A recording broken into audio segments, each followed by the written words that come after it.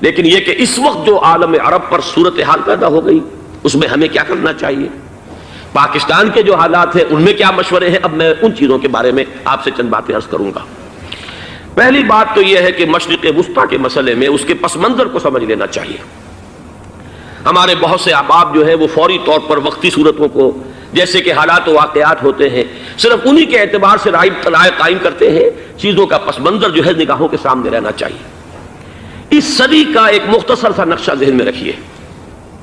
یہ 20ویں صدی کے آغاز کے وقت، جسے ہم پورا کہتے ہیں مڈل ایسٹ، بلکہ صرف مڈل ایسٹ نہیں، پورا شمالی افریقہ سلطنت عثمانیہ کا حصہ تھا، خلافت عثمانیہ۔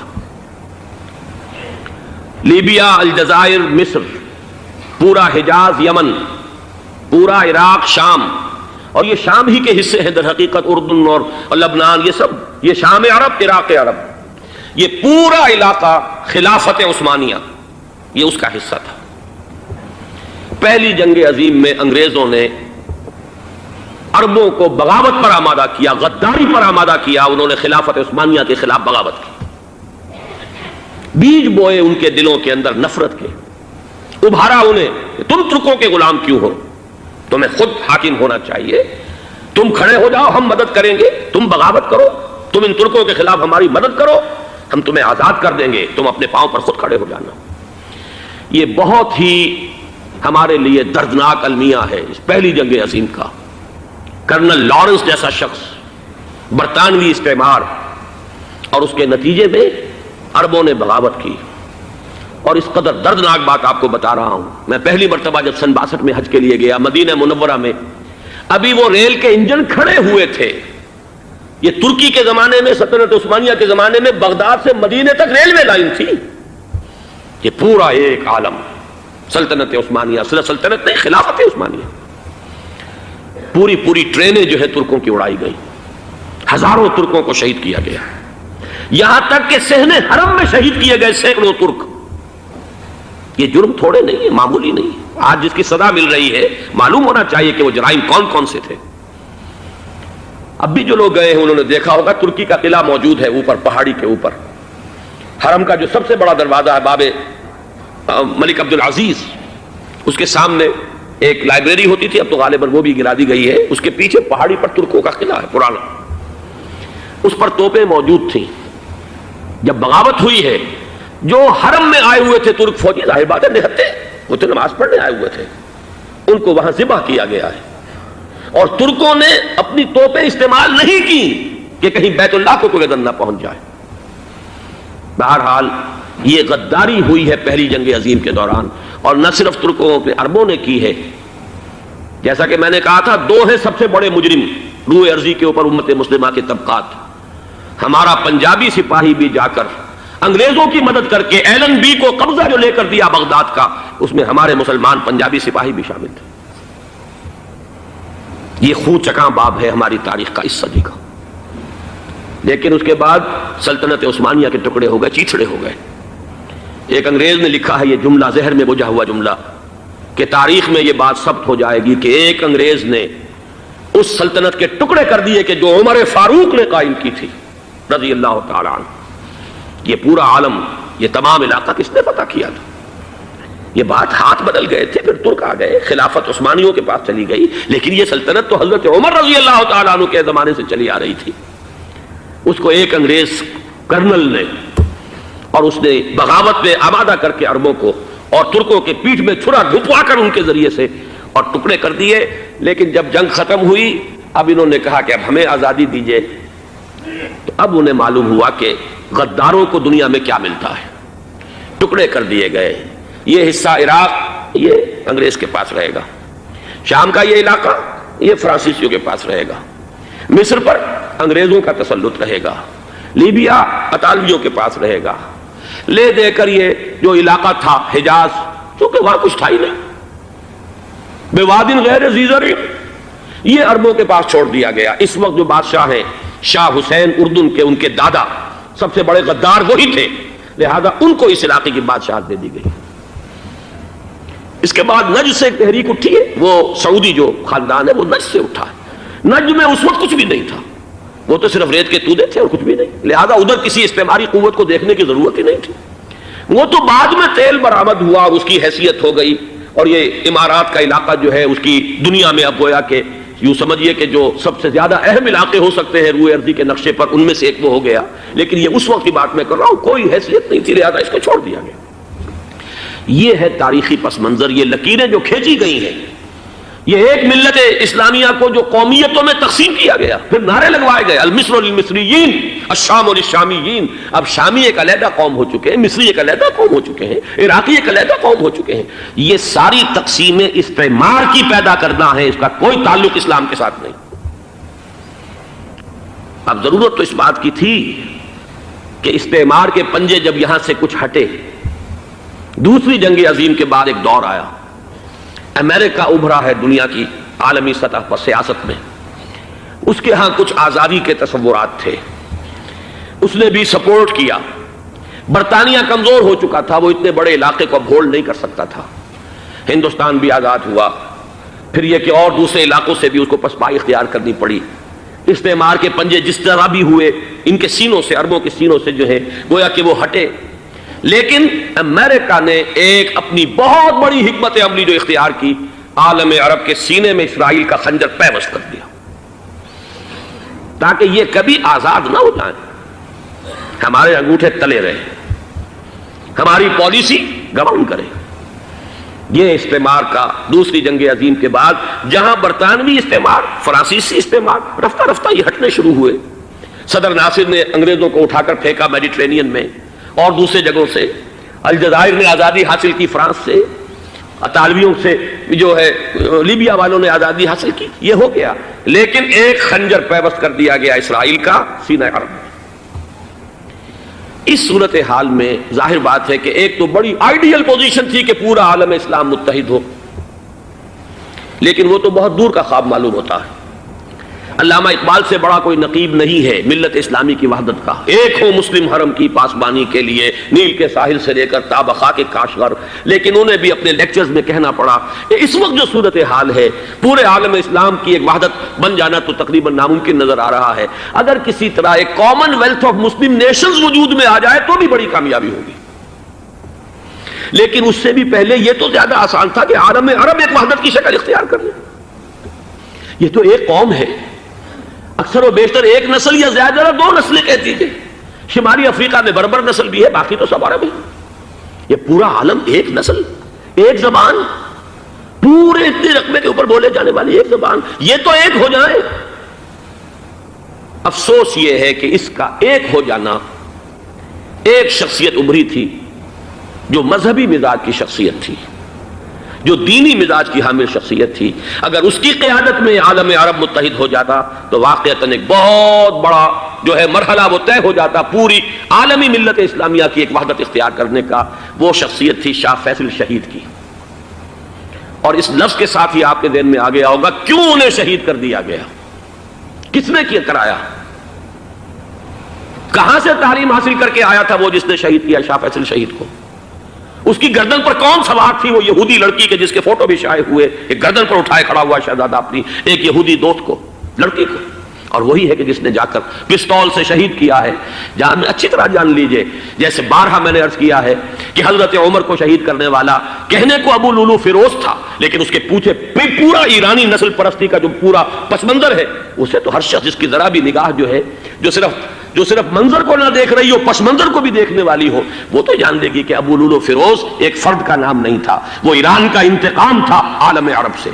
بالکل اسی طریقے سے یہ امریکی استعمار کا ہتھ کنڈا تھا، اسے محسوس ہوا۔ شاہ فیصل مذہبی مزاج کا شخص یہ ابھر رہا ہے، اور یہ شاہ فیصل کی حکمت عملی کا ذرا آپ اندازہ کیجئے۔ لاہور میں سمٹ کانفرنس ہوئی، اس میں وہ آئے، سب سے ٹاورنگ پرسنالٹی پورے اس وقت عالم اسلام کے اندر شاہ فیصل کی تھی، اور وہ گویا کہ ایک بہت ہی جس کو کہا جائے کہ ایک بہت ایلڈرلی، ایک بزرگانہ ایک شخصیت جو ہے، اور انہوں نے اپنی دولت کے دروازے، عرب میں وہ مشہور تھے کہ نہایت خسیس اور بخیل انسان ہے، اس لیے کہ وہاں وہ خرچ کرتے تھے حساب کتاب کے ساتھ، لیکن ان کے خزانے کھلے ہوئے تھے عالم اسلام کے لیے، ادھر بھی مدد ہے، ادھر بھی مدد ہے، ادھر بھی کام ہو رہا ہے، ادھر بھی کام ہو رہا ہے۔ پھر انہوں نے تیل کا ہتھیار استعمال کر کے ایک دفعہ امریکہ کو دن میں تارے دکھا دیے تھے، لہذا ان کا ہٹایا جانا سین سے یہ امریکی استعمار کے لیے لازم تھا۔ اب لے دے کر رہ گئے کون سیکولر مزاج کے لوگ۔ پہلی اٹیمپٹ جمال عبد الناصر نے کی، ناکام ہو گیا۔ قذافی صاحب نے کوشش کی کہ وہ ان کی جانشینی حاصل کر لے، ناکام ہو گیا۔ اب ایک تیسری شخصیت صدام حسین کی، ملحد ہے، اسلام سے کوئی سروکار نہیں، باس کا فلسفہ، سیکولرزم پلس عرب نیشنلزم، یہ اصول ہے۔ لیکن یہ ہے کہ یہ شخصیت ابو بکر ایسی آئی ہے کہ اس سے اس وقت یہ جان لیجئے، میں امریکہ میں بھی عربوں سے مل کر آیا ہوں، سعودی عرب میں بھی اب میں وہ دیکھ آیا ہوں، نوجوان نسل جو ہے عربوں کی، پورا جو دوسرے عرب ممالک ہیں جہاں پر کہ مذہب کا اتنا چرچا ہی نہیں ہے، پورا فلسطینی عرب، جارڈن کے عرب، شامی عرب عوام، وہ سب کے سب صدام کے پیچھے ہیں اس وقت، اس لیے کہ انہیں نظر آ رہا ہے کہ ایک شخص پھر ایسا پیدا ہو کر سامنے آ گیا ہے جو شاید عالم عرب کو پھر یونائٹ کر دے۔ اور یہ ہے اصل وہ شے کہ جو امریکہ کے لیے کسی صورت میں قابل قبول نہیں۔ دولت کے یہ ذخائر، خلیج کی یہ دولت، سیال سونا اور اس کے ذخیرے، اور یہ کسی طریقے سے یہ امریکہ کے زیر اثر نہ رہے، یہ ہے وہ شے جو اسے برداشت نہیں ہے۔ وہ کوئی اربوں کی محبت میں نہیں آیا 2.5 لاکھ فوج لے کر، وہ کوئی شاہی عرب جو خاندان ہے سعودی، اس سے اس کی کوئی دلچسپی نہیں ہے، کوئی پتہ نہیں کہ وہ خود ان کو ہٹا دیں اور وہاں پر کوئی جمہوری ڈھانچہ جو ہے وہاں پہ کھڑا کروا دے خود امریکہ۔ اس لیے کہ سعودی عرب میں دیکھ آیا ہوں، حالات اگرچہ ظاہر بات ہے کہ زیادہ گہرائی میں تو وہاں جانے کا موقع ہی نہیں ہوتا، بہت ہی مستبد حکومت ہے، لیکن صاف نظر آ رہا ہے کہ اس وقت دونوں طبقے نوجوانوں کے جو ہے وہ شاہی خاندان کے شدید خلاف ہو چکے ہیں۔ جو وہاں پر جدید مثقف طبقہ ہے، جدید تعلیم یافتہ، جو باہر پڑھ کر آیا ہے امریکہ میں اور کہیں اور وہ کثیر تعداد میں، اب وہ صاف سوال کر رہے ہیں کہ یہ بلینز اور بلینز آف ڈالرز کے جو ہمارا خرچہ آتا تھا، ہمارے ہتھیاروں کے آرڈر جاتے تھے، وہ کہاں گئے؟ کل 65,000 فوج، اور عرب کے پاس، سعودی عرب کے پاس اتنے ٹینک بھی نہیں ہیں جتنے کہ یمن جیسے غریب ملک کے پاس ہے، تو ہمارا روپیہ یہ گیا کہاں؟ یہ ایک سوال ہے جو ہر شخص کے ذہن کے سامنے ہے۔ اب ہمیں اپنے معاملات کو خود سنبھالنا ہوگا۔ اسی طریقے سے جو مذہبی طبقہ ہے، اور وہاں ہے بڑی تعداد میں مذہبی طبقہ نوجوان جن میں بڑا جذبہ ہے، اور ان کا وہ جوش جہاد انہیں جہاد افغانستان تک لے کر آیا ہے۔ سینکڑوں عرب نوجوان یہاں جو ہے شہید ہوئے، اپنے ملک میں تو انہیں بولنے کی بھی کوئی امکان نہیں ہے، لیکن یہاں وہ جذبہ جو اندر اندر پروان چڑھ رہا ہے، وہ جذبہ انہیں لایا ہے، اور افغانستان کی سنگلاخ وادیوں کے اندر انہوں نے جام شہادت نوش کیا ہے۔ وہ طبقہ بھی شدید مخالف ہو چکا ہے کہ انہوں نے امریکیوں کو بلا کر، ان میں یہودی بھی ہیں، عیسائی تو ہے ہی ہے، یہودی ہیں، یہودی عورتیں ہیں، جو کچھ اب وہاں بے حیائی اور بے پردگی کے مناظر نظر آ رہے ہیں۔ یہ سرزمین عرب، میں نے امریکہ میں تقریر سنی ہے اسنا کے جو فائنل ان کا ایک سیشن تھا، اسلامک سوسائٹی آف نارتھ امریکہ، جس میں میں مدعو کیا گیا تھا، اور اسی لیے میں نے یہ سفر کیا تھا۔ ایک نوجوان نے جو تقریر وہاں پر کی ہے، واقعہ یہ ہے کہ میں حیران رہ گیا اس کی جرأت کا۔ اس نے کہا کہ حضور نے فرمایا تھا کہ جزیرہ نما عرب میں 2 دین جمع نہیں ہو سکتے، اور آج شاہی خاندان کی صرف اپنی حکومت کو بچانے کے لیے امریکیوں کو اتنی بڑی تعداد میں بلا لیا گیا ہے، جن میں موبائل چرچ بھی ہیں، موبائل سینیگوگز ہیں، یہودی مرد اور عورتیں جو ہے دندناتے پھر رہے ہیں آج عرب کی سرزمین پر۔ لہذا جو مذہبی طبقہ ہے وہ اس پر شدید رد عمل جو ہے اس کے اندر پایا جاتا ہے۔ یہ حالات ہیں جو میں آپ کے سامنے چاہتا تھا کہ رکھ دوں۔ یہ وہ شامت اعمال ہے۔ ایک طرف یہ کہ وہ شخصیت جو ہے صدام حسین کی، وہ کوئی پسندیدہ شخصیت نہیں، لیکن یہ کہ اس شخصیت کو تقویت دینے والے بھی تو یہی لوگ تھے۔ انہیں خطرہ تھا ایران کے انقلاب سے کہ کہیں اسی قسم کا کوئی انقلاب ہمارے ہاں نہ آ جائے، لہذا انقلاب ایران کو ایکسپورٹ نہ ہونے دے، اس لیے انہوں نے اسی صدام حسین کو بلینز اور بلینز آف ڈالرز کی مدد دی۔ آج وہی ہے، عربی کی تو ایک کہاوت بھی ہے، سم من کلبک، یا کو لوگ اپنے کتے کو کھلا پلا کے موٹا کرو، کسی روز تمہیں کو کاٹے گا۔ آج وہ تو انہیں کاٹ رہا، لیکن یہ کہ اس کا جو علاج تجویز ہوا ہے وہ انتہائی خوفناک ہے۔ 2.5 لاکھ امریکی، وہ استعمار کے پنجے جو بمشکل عالم عرب کے سینے سے جو گڑے ہوئے تھے اس استعمار نے، مشکل ہٹے تھے کہ ایک دم اب وہاں پر خبریں آ رہی ہیں، فرانسیسی بھی آ رہے ہیں، برطانوی بھی آ رہے ہیں، کہاں کہاں سے فوجیں آ رہی ہیں، اور وہاں پر 2.5 لاکھ تو صرف امریکن آرمی کا، اس میں تقریباً 1.5 لاکھ تو پہنچ چکی، اور جو بھی ہوگا وہاں پر جیسا کہ میں نے عرض کیا ہے اس قدر خوفناک سین ہے۔ میں نے بہت سے حضرات واقف ہوں گے، کئی مرتبہ میں نے حوالہ دیا ہے مولانا سید حامد میاں رحمہ اللہ کا، انہوں نے ایک دفعہ مجھے بتایا تھا کہ احادیث میں جو قرب قیامت کے حالات و واقعات کی پیشن گوئیاں ہیں، ان میں یہ ہے کہ وہ جو آخری جنگ ہونی ہے جو کہ دجال کے خلاف ہوگی مسلمانوں کی، اور جس میں کہ حضرت مسیح علیہ السلام کا نزول ہوگا، جس کے سلسلے میں اس سے پہلے ایک جنگ ہوگی بہت خوفناک، بہت خوفناک۔ اور عجیب الفاظ ان کے یہ تھے کہ اس میں ایک طرف مسلمان اور عیسائی اور یہودی تینوں ہوں گے۔ یہ بات سمجھ میں نہیں آتی تھی کہ مسلمان اور یہودی ایک جگہ کیسے جمع ہو سکتے ہیں۔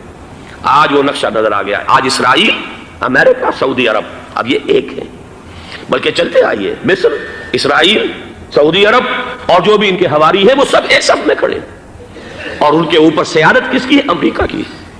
وہ نقشہ آ گیا ہے۔ اور اس جنگ کے سلسلے میں مولانا حامد میاں رحمہ اللہ نے مجھے بتایا تھا کہ حدیث میں الفاظ آئے ہیں، اتنے لوگ ہلاک ہوں گے، اتنے لوگ ہلاک ہوں گے، اتنے لوگ ہلاک ہوں گے کہ ایک پرندہ سینکڑوں میل تک اڑتا ہوا چلا جائے گا اور اسے سوائے لاشوں کے اور کچھ نظر نہیں آئے گا۔ یہ نقشہ خاکم بدہن تلا ہوا ہے، کھڑا ہوا ہے۔ جو بھی ہوگا کیمیاوی جنگ، کیمیاوی وارفیئر، کیمیکل وارفیئر اور پھر ایٹمک وارفیئر، جس کی کھلی دھمکیاں دی جا چکی ہیں۔ کبھی کوریا کے بارے میں اندیشہ تھا کہ یہ درندے خدا کی دھرتی کو، کوریا کی غریب بستی کو ناگاساکی بنا کے چھوڑیں گے، ہیروشیما بنا کے چھوڑیں گے۔ آج وہ صورتحال جو ہے عالم عرب پر، heart of the Arab land, اس پر یہ صورتحال بالکل تلی کھڑی ہے۔ اس میں ہمیں کیا کرنا چاہیے؟ میں نے یہ چاہا کہ پورا پس منظر آپ کے سامنے ہو، صرف وقتی سا کوئی ایک نعرہ، وقتی سی کوئی ایک خبر، اس کے حوالے سے ایک جذبات کا معاملہ، پورا ایک پس منظر سامنے رکھیے۔ اب وہ آپ کو شاید میری باتیں جو ہیں وہ سمجھ میں آ جائیں۔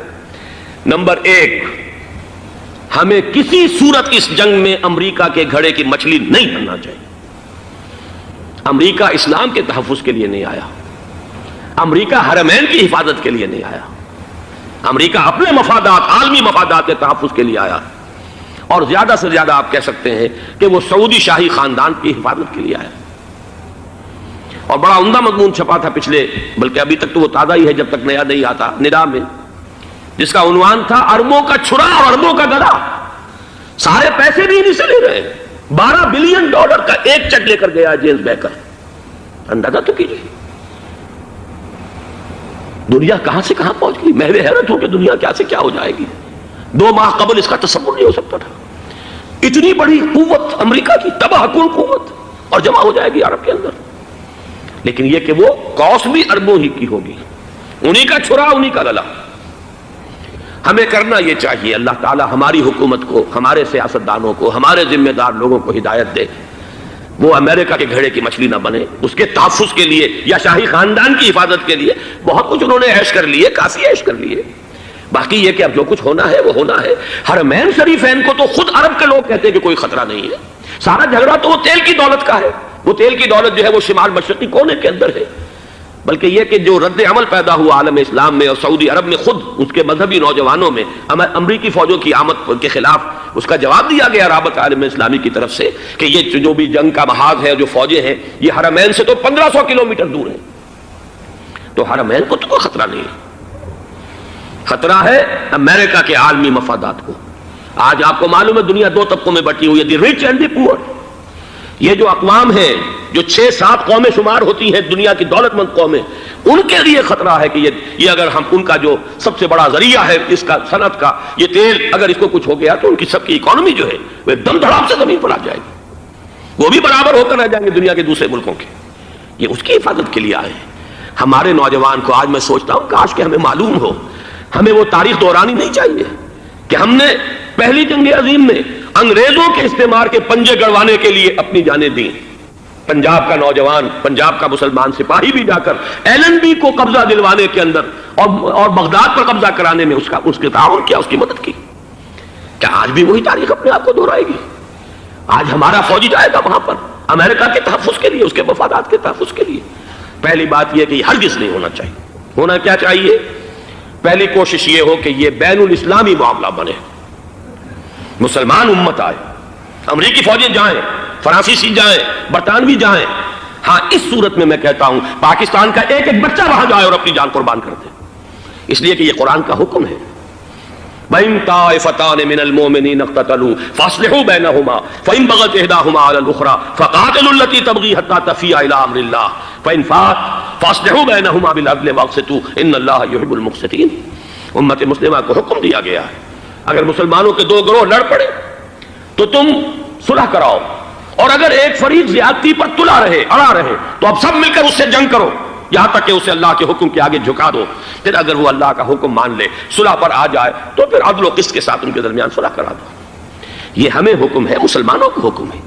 لیکن یہ کہ یہ امریکی آ رہے ہیں اور امریکی استعمار اور امریکی مفادات، اور اس کے لیے جو ہے پاکستان کا مسلمان سپاہی بھی جائے، میرے نزدیک کسی صورت میں صحیح نہیں۔ مطالبہ بھی ہو رہا ہے، آج ہی غالباً ایک انٹرویو آیا ہے، شاہ حسین کے بھائی جو ہیں حسن بن طلال، انہوں نے بھی یہی کہا ہے کہ اس کو مسلمانوں کو آپس میں اس معاملے کو طے کرنا چاہیے، اس قضیے کو، امریکی فوجوں کو یہاں سے فوراً واپس جانا چاہیے۔ اور یہی بات میں یقیناً تائید کروں گا، تحسین کروں گا، یہی موقف ایران کا ہے۔ ایران عراق کے خلاف جو یو این او کے سینکشنز ہیں، کہتا ہے ہم اس کی پابندی کریں گے، لیکن امریکہ کو یہاں سے نکلنا چاہیے۔ یہ مسلمانوں کا اپنا معاملہ ہے، وہ آپس میں طے کریں۔ پاکستان کو بھی یہی موقف اختیار کرنا چاہیے پوری قوت کے ساتھ۔ اس میں کوئی بھی اگر کمزوری ہو رہی ہے تو در حقیقت یہ گویا کہ ہم امریکی استعمار کے ہاتھ میں اس کا آلہ کار بن کر، کھلونا بن کر استعمال ہو رہے ہیں، جو کہ ہمیں کسی صورت میں نہیں کرنا چاہیے۔ اگر یہ بھی ناکافی ہو تو دوسرا ایک اور مسئلے کا حل موجود ہے، اس سے براڈر سطح پر، کہ غیر جانبدار ممالک اگر کوئی ہیں ان کو بھی اس قضیے کے اندر شامل کیا جائے۔ ایک تحریک تھی کسی زمانے میں، کافی بڑی تھی، لیکن یہ کہ وہ بھی اگر اس کے اندر شامل ہو جائیں۔ لیکن امریکہ، رشیا، یہ تو ظاہر بات ہے سپر پاورز ہیں، ان کے مفادات ہیں، عالمی اور گلوبل مفادات ہیں، لہذا اول تو یہ ہونا چاہیے کہ بین الاسلامی معاملہ بنا کر، اس صورت میں جیسا کہ میں نے عرض کیا، ہماری پوری فوج بھی جائے اللہ پر توکل کر کے۔ پاکستان کا محافظ اللہ ہوگا، اگر اللہ کے ایک حکم کے اوپر عمل کرتے ہوئے مسلمان یہاں سے جائیں اور جا کر وہاں پر جو ہے اپنی جانیں دینے کو تیار ہو جائیں۔ لیکن اگر یہ اس میں بھی کافی نہ ہو تو جو بھی غیر جانبدار ممالک ہیں ان کو بھی اس معاملے کے اندر شریک کیا جا سکتا ہے۔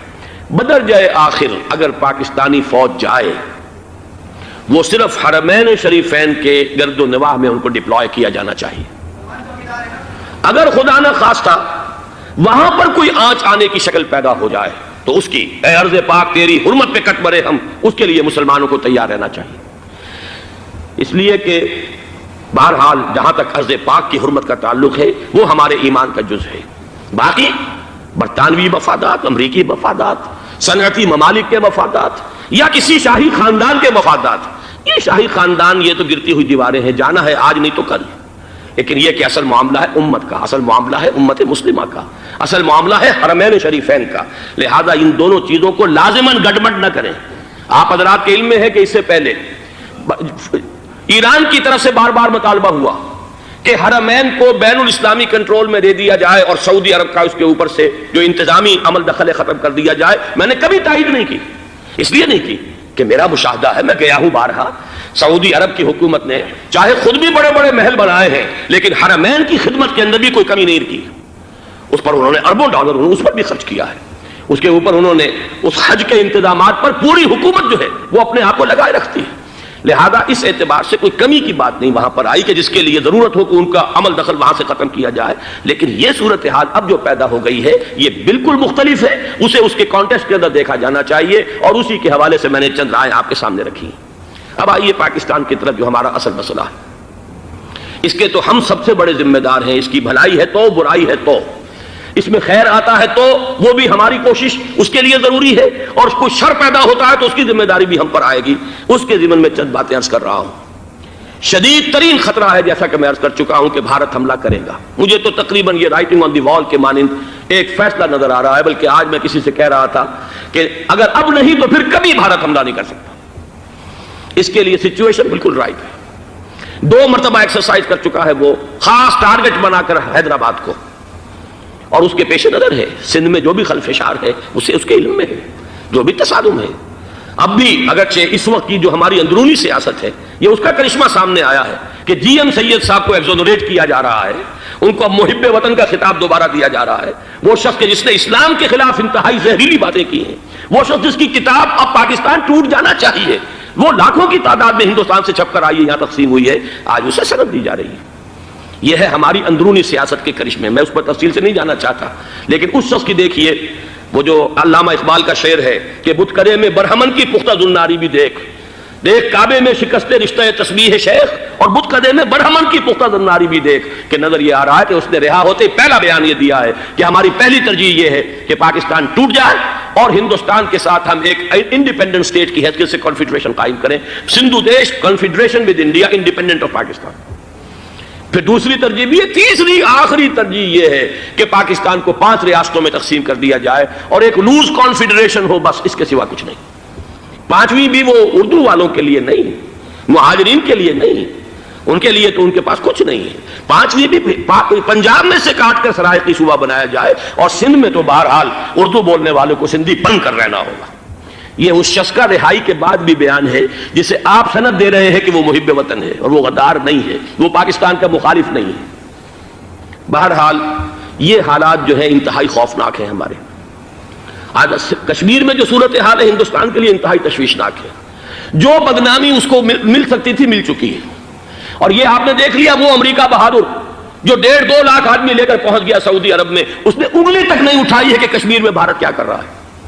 یہ ہے ان کی ڈبل سٹینڈرڈز، یہ ہے ان کی بے ایمانیاں کہ بھارت جو کچھ کر رہا ہے وہاں۔ آج اگر ظلم ہو رہا ہے کویت میں عراقیوں کے ذریعے، پورے ورلڈ ٹیلی ویژن پر، CNN پر، فلاں پر اور اخبارات میں، آج بھی ایک لمبا مضمون میں نے اخبار میں پڑھا ہے، لیکن یہ ہے کہ کشمیر میں کیا ہو رہا ہے کہیں تذکرہ نہیں ہو رہا۔ یہ ہے دنیا کے اندر دیانت اور امانت اور شرافت کا حال، اور بین الاقوامی سیاست جو ہے اس کے ڈبل سٹینڈرڈز۔ لہذا جو بدنامی بھارت کو آ سکتی تھی وہ آ چکی ہے۔ ہندوستان سے ایک نوجوان مسلمان صحافی دہلی سے آئے تھے، نئی دنیا ایک پرچہ نکلتا ہے اس کے طرف سے وہ دورہ کر کے گئے ہیں، مجھ سے بھی لاہور میں ملے تھے، تقریباً 1 مہینہ 1.5 مہینہ ہوا۔ ان کے الفاظ سن کر میں کانپ گیا تھا۔ انہوں نے کہا تھا کہ بھارت کی حکومت اس کے اوپر تلی ہوئی ہے کہ چاہے ایک اور آخری کشمیری کو بھی ہلاک کرنا پڑے، وہ کشمیر کے اندر کبھی بھی کوئی معاملہ جو ہے کشمیر کی آزادی یا کشمیر کو پاکستان کے لیے جانے کے لیے تیار نہیں ہے۔ کیا بگڑے گا اس کا؟ آپ سمجھیے کہ اگر 80-90 کروڑ قوم کی ایک قوم ہے، 1 کروڑ آدمی ختم کر دیں، ان کا دل تو جو ہے اس پہ دکھے گا نہیں۔ حال ہمارا یہ ہے کہ ہم تو کوئی چیلنج بھی نہیں کر سکے، ہم تو اپنی صفائی دیتے رہے کہ نہیں ہمارا کوئی ہاتھ نہیں ہے، ہم نے کچھ نہیں کیا ہے، ہمارا کوئی اس کے اندر عمل دخل نہیں ہے، بس یہی ہماری ڈپلومیسی کا شاہکار رہا ہے۔ یہ حال ہے پاکستان کا۔ لہذا بھارت کا وہ معاملہ جو ہے، میں نے جیسا کہ آپ کے سامنے مختلف فیکٹرز گنوا دیے تھے، اندرونی اس کی سیاست، اندرونی خلفشاں، وہ تو اب آ کر رہے گا۔ اللہ یہ کہ اللہ تعالیٰ کے قبضہ قدرت میں ہر شے ہے، وہ ٹال دے تو ٹال دے۔ مجھے اقبال کا وہ شعر یاد آ رہا ہے، تقدیر تو مبرم نظر آتی ہے لیکن پیرانے کلیسا کی دعا ہے کہ یہ ٹل جائے۔ ہم دعا کریں کہ یہ ٹل جائے وقت، لیکن یہ ہے کہ تقدیر مبرم نظر آ رہی۔ اس حالت میں ہمیں کیا کرنا چاہیے؟ نمبر 1 یہ کہ سب سے اہم شے ہے قومی یکجہتی، اور قومی یکجہتی کے اعتبار سے انتہائی خوفناک مرحلہ آ رہا ہے انتخابات کا۔ انتخابات میں تو کچھ نہ کچھ فساد، کچھ نہ کچھ دنگا، کچھ نہ کچھ ہنگامہ، ایک دوسرے کے خلاف کیچڑ، ایک دوسرے کے خلاف الزامات، بوچھاڑ، یہ تو بڑھتے ہیں۔ بھارت میں بھی قتل و غارت گری ہو جاتی ہے کچھ نہ کچھ۔ لہذا یہاں پر بھی پیر پگاڑا صاحب جو ہمیشہ سے کہتے چلے آ رہے ہیں فیملی پلاننگ، آج پھر ان کا جملہ آ گیا ہے کہ شاید اس انتخابات میں فیملی پلاننگ کے ذریعے سے کوئی بہت بڑا کام ہو جائے۔ پہلی بات تو یہ ہے کہ میں نے اب تک یہ کہا ہے کہ انتخاب کسی صورت میں پوسٹ پون نہیں ہونے چاہیے۔ اب بھی میں یہ کہتا ہوں کہ اگر تو انتخابات کا بدل صرف ایک ہے اور وہ مارشل لا ہے، تو پھر مارشل لا سے تو بہتر ہے کہ وہ انتخابات ہوں، چاہے اس میں کوئی خلفشار بھی ہو۔ اس لیے کہ مارشل لا کا مطلب جو ہے وہ تو سندھ کے اندر ایک ناگزیر دھماکہ ہو جائے گا، تباہ کن، خوفناک، اور پھر بھارت کو کچھ کرنے کی ضرورت نہیں ہوگی، کیا کرایا اسے سارا معاملہ سندھ کے اندر سے مل جائے گا۔ مارشل لا ہرگز نہیں ہونا چاہیے۔ وہ بات جو سن 80 میں نے 18 اگست 1980 کو کہی تھی ضیاء الحق مرحوم سے، آج پھر اسی بات کی میں تکرار کر رہا ہوں، اعادہ کر رہا ہوں۔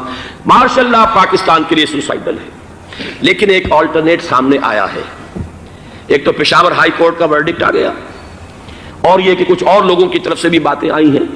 1-2 دن ہوئے ہیں، جنگ میں 2 اہم سرخیاں تھیں، اور وہ بڑے اونچے حلقہ جو ہمارا فوج کا اونچا حلقہ ہے اس کی طرف سے، اگرچہ نام کسی کا نہیں تھا۔ ایک تو یہ کہ مارشاء اللہ یہاں کسی صورت نہیں لگے گا، دوسرے یہ کہ کوئی قومی حکومت کی تشکیل جو ہے اگر کسی طرح ہو سکتی ہو تو وہ اس وقت کا حل ہے، اور وہ اسی شکل میں ممکن ہے۔ اگر تو الیکشن آپ پوسٹ پون کرتے ہیں اور اسمبلیاں پرانی بحال نہیں کرتے، تو پھر تو اس کا مطلب یہ کہ ہمارا کانسٹیٹیوشن ایبروگیٹ ہو گیا اور اس کا آلٹرنیٹ سوائے ایک مارشل لا کے اور کوئی نہیں ہے۔ لیکن اگر صدر اسحاق صاحب ہمت کر لیں، ملک کے حالات کو دیکھ کر، جو اس وقت صورتحال ہے، جو خطرات ہیں بارڈر پر، ان کو دیکھتے ہوئے یا تو یہ کہ عدالتوں کے ذریعے سے اسمبلیاں بحال ہو جائیں، اس میں حکومت زیادہ رکاوٹ نہ ڈالے، یا یہ کہ خود صدر اسحاق صاحب واپس لے سکتے ہو قدم تو واپس لے لیں، لیکن یہ کہ تمام پارٹی سے یہ پہلے عہد لے لیا جائے کہ وہ ایک قومی حکومت کی تشکیل کریں گے۔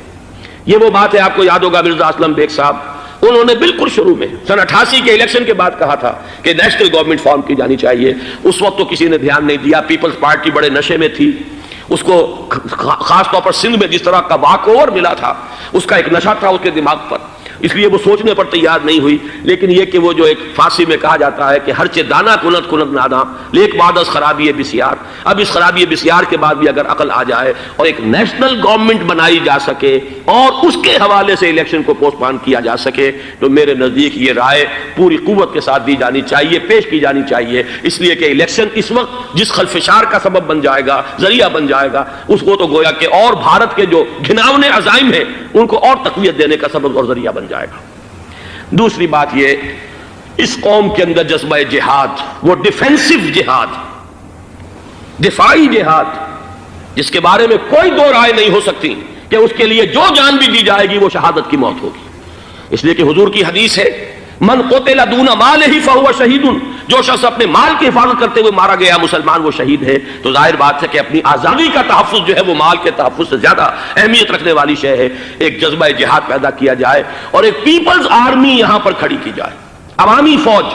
فوج صرف نہیں کر سکے گی تحفظ جب تک کہ پوری قوم جو ہے وہ فوج کی شکل اختیار نہ کر لے، لیکن ظاہر بات ہے کہ اس کا بھی امکان اسی صورت میں ہوگا جبکہ کوئی ایسی حکومت وجود میں آ گئی ہو کہ جس میں اپوزیشن اور گورنمنٹ کا جھگڑا جو ہے وہ اوپر نہ چل رہا ہو، وہ آپس کی معاذ آرائی نہ ہو، تبھی کوئی پیپلز آرمی جو ہے اس کا تصور جو ہے سامنے آ سکتا ہے۔ اللہ تعالیٰ توفیق دے کہ ہم اس کو بھی کر سکیں۔ آخری بات، آج میں سوچ رہا تھا کہ حضور کو اللہ تعالیٰ نے 2 تلواریں دے کر بھیجا تھا۔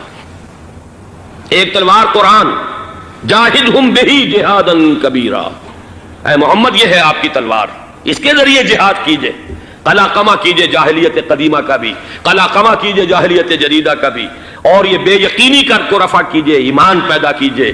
یہ ہے کہ جو آج ہمارے پاس وہ جہاد بالقرآن کے حوالے سے ہے۔ اور دوسرا ہتھیار تھا دین حق، هو الذی ارسل رسولہ بالہدی ودین الحق لیظہرہ علی الدین کلہ۔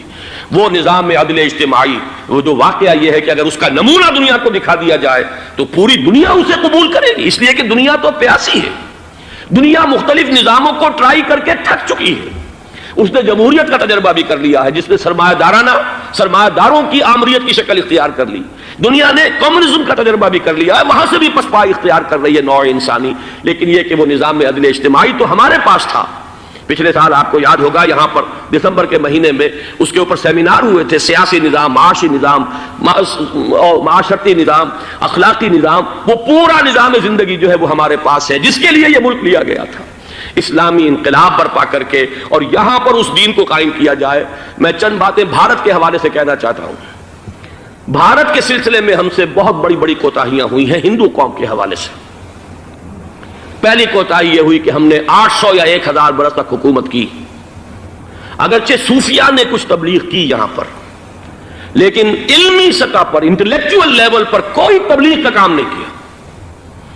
ہندوؤں کی جو اعلیٰ ذات کے لوگ ہیں، اور ہندو ذہن ہے فلسفیانہ ذہن، اس فلسفیانہ ذہن کو ہم نے کبھی سمجھنے کی کوشش نہیں کی، اس تک ہم نے دین کی دعوت کو نہیں پہنچایا۔ ہم نے جہاد بھی سیف کر کے انہیں زیر تو کر لیا، ان پر حکومت تو کی، لیکن یہ ہے کہ جہاد بالقرآن کے ذریعے سے ان کے نظریات، ان کے افکار، ان کے عقائد، ان کے نظریات باطلہ کا علاج نہیں کیا۔ یہ ایک بہت بڑا جرم تھا کہ ہم نے یہاں پر 1000 برس تک حکومت کی لیکن یہ فرض منصبی ادا نہیں کیا۔ اس ضمن میں آپ سے عرض کروں کہ پچھلے سال جب میں گیا تھا انڈیا، مولانا علی میاں سے مدظ اللہ العالی میری ملاقات ہوئی، میں نے انہیں ایک مشورہ دیا، وہ چونک گئے، انہوں نے مشورہ پسند بھی کیا، یہ مجھے نہیں معلوم کہ اس پر عمل کیا یا نہیں۔ میں نے ان سے عرض کیا کہ آپ ندوۃ العلماء میں سنسکرت کی تعلیم لازم کر دیں تاکہ یہاں کا عالم دین جو نکلے وہ ہندو جو مذہب کی کتابیں ہیں ٹاپ کی امہات کتب ان کو بھی سمجھ سکتا ہو۔ جب تک آپ ہندو ذہن کو نہیں سمجھیں گے اسلام اس کے سامنے پیش نہیں کر سکتے۔ لہذا ایک کام تو ہمیں یہ کرنا ہے، اور میں نے شاید آپ میں سے جو حضرات بھی میثاق پڑھتے ہیں ان کے تو علم میں یہ بات ہوگی کہ میں نے شاہ ولی اللہ دہلوی رحمۃ اللہ علیہ کا ایک قول جو ہے نقل کیا ہے، ہندوستان ہی کے ایک رسالے میں وہ ان کا قول جو ہے اس کو کوٹ کیا گیا تھا، وہاں سے میں نے نقل کیا کہ انہوں نے فرمایا کہ ایک وقت آئے گا کہ ہندو قوم کے اعلیٰ ذات کی اکثریت اسلام قبول کر لے گی، اللہ کرے کہ وہ کام ہو، وہ بھی ہوگا تو جہاد بالقرآن کے ذریعے سے ہوگا۔ دوسری دو کوتاہیاں کیا ہوئی؟ دیکھیے میں اس کی مثال دے رہا ہوں۔ ہم نے اب تک اسلام کے لیے جو نعرہ بازی کی ہے اس کا نتیجہ یہ نکلا، ہندو کو ہم نے بیدار کر دیا، چوکنا کر دیا، منظم کر دیا، اپنے خلاف کھڑا کر دیا، اور ہم نے کچھ کیا نہیں۔ اس کی ایک سادہ مثال دے رہا ہوں۔ چپ راس چپ، چپ راس چپ، خاکسار تحریک، دہل گیا تھا پورا ہندوستان، واقعہ یہ کہ دہل گیا تھا۔ وہ تحریک تو اس کے بعد ختم ہوئی، اب آثار قدیمہ میں کہیں رکھی ہوئی ہے، لیکن ہندو نے اس وقت سے RSS شروع کی، ہندو کو جگہ دیا۔ RSS جوابی تحریک تھی خاکسار تحریک کے مقابلے میں، اور وہ 60 برس ہو گئے مسلسل کام کر رہے ہیں، وہ تحریک موجود ہے اور اب وہ بہت بڑی فارمیڈیبل فورس بن چکی ہے ہندوستان کے اندر۔ اسی طرح دوسری بات عرض کر رہا ہوں، ہمارے ہاں اسلام کا نعرہ، اسلامی نظام، اسلامائزیشن، حکومت، قانون، یہ پہلے تو لگا کرتا تھا اپوزیشن کے پلیٹ فارم سے۔ 11 برس جو تھے ہمارے مرحوم ضیاء الحق صاحب کے، وہ ایوان حکومت سے یہ نعرہ لگا۔ نتیجہ یہ نکلا ہندوستان میں رام راشٹر کی تحریک کھڑی ہو گئی جوابی رد عمل کے طور پر۔ ہم نے تو کچھ کیا بھی نہیں، سوائے کچھ کاسمیٹک تبدیلیاں، کچھ اوپر کی تبدیلیاں، کچھ رنگ و روغن، کچھ عید میلاد النبی زیادہ شوق سے اور زیادہ شان سے بنانی شروع کر دی، کچھ اور ہم نے اس طرح کے جو ہے وہ تقریبات کا آغاز کر لیا۔ باقی وہ اسلام کا نظام، وہ نظام تو ہم نے قائم نہیں کیا۔